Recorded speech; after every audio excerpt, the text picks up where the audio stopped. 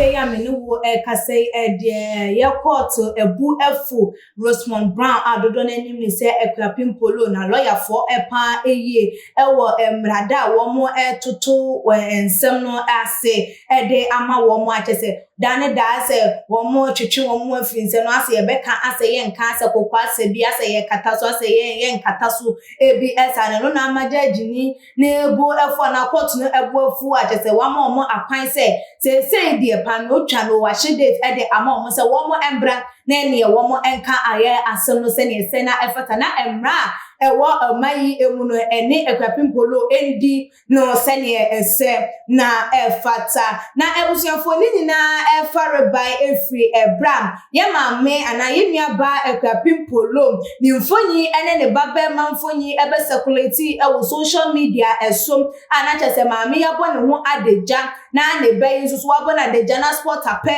ena ehwe no no di gina nanim na wo kire wo ne mfonyi na se ne maame adeja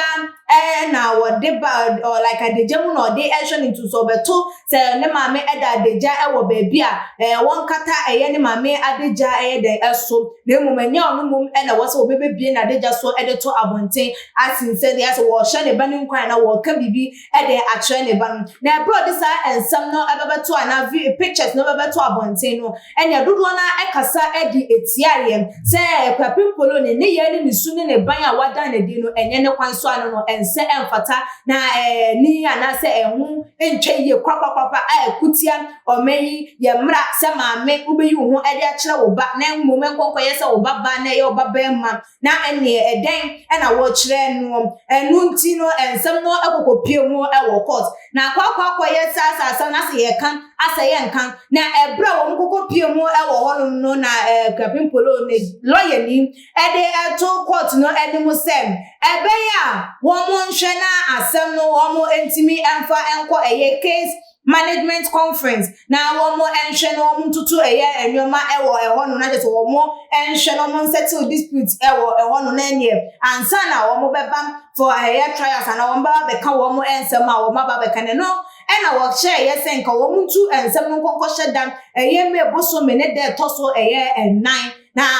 judge for no antiasia na court for no antiasia wo mo epose se wo mo edi wo mo edwuma na mani boni a wo de ensem no etu edwane busuafo man kotie embane ba ye beto so Rosemond Brown adodo na abone samra ne se Akuapem Polo no Ghana fo be kaya nche ye eno bo ne ho adeja kwatere kwa ababa we wose me ba no me ana me wonu me twotwo mutwo etimi ni ba betwa picture ene picture na semfo yi no matwa awia na keje da ofon so o sole pe no wahwe ne kakra ba ne nyi pe na de kire hwe o ma me ni omi pe wasa me do me ana me dwade wo na ka ode a kire de bi won de wanya ne sa eno no so ankwa ankokro amfamfam ba ho ne mo de betwa bontini petemu e ma Ghana fo nyina da hu bi eno no mo se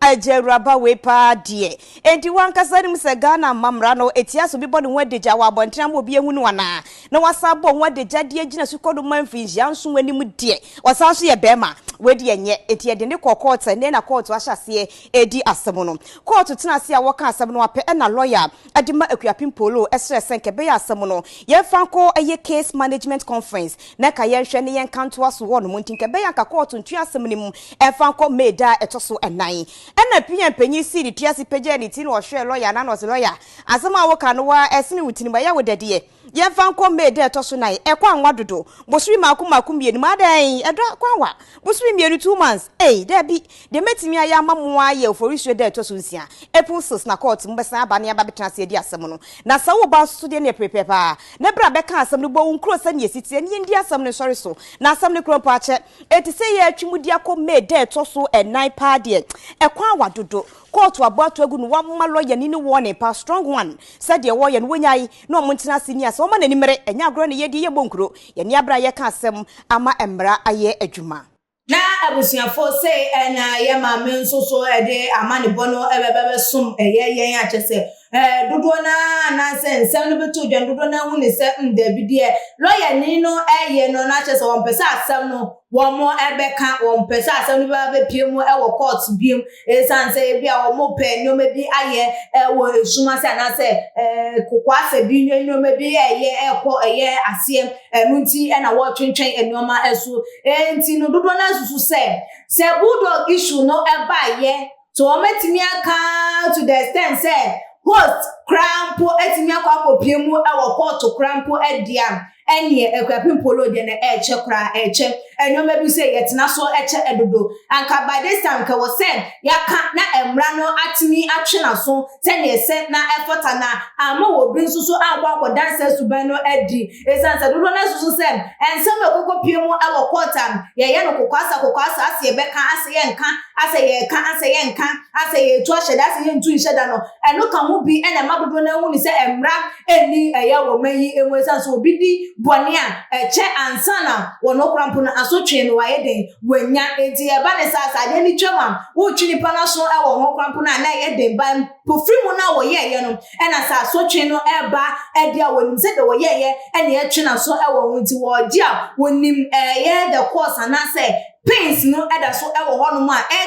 dan da e be kai no e ma ni endi se duma na mum ye ma ni pa no tu na adwuma no da adwene no mo be months 2 months 3 months na ansana ye be frɛ no se ye ba be twe na so e wo nyoma bi a waye dada na no aya na ha de enti dodo na so se a court no cramp no wo mo enkeka wo mo ho e wo mo gine si anase wo mo gine tu am wo mo etu efa ensem aya na be beto wo mo anim ho because ukwasa no ye adoso eno enema ye dodo na emu se emra e wo mayi emu na so de lawyer yi e kire yi aya ne kwan so a eno no ye ma ne kwan na wo mo entwe ye ensem mu konko piemu ewo ye mebusu minimu na asem empu no ebusua asem ewo still na ye da so etwimu ana kwadwe ncha wo fa ensem yi ho ebetuja ewo tuma GH comment section ebiam so like videos na share ewo all social media platform esum follow ye ewo ye IG page and your Twitter page so tuma GH _ Facebook and so tuma GH ekeskapa ene ne de midi dwumede ebesum desene ye besan edi ehia ebi makram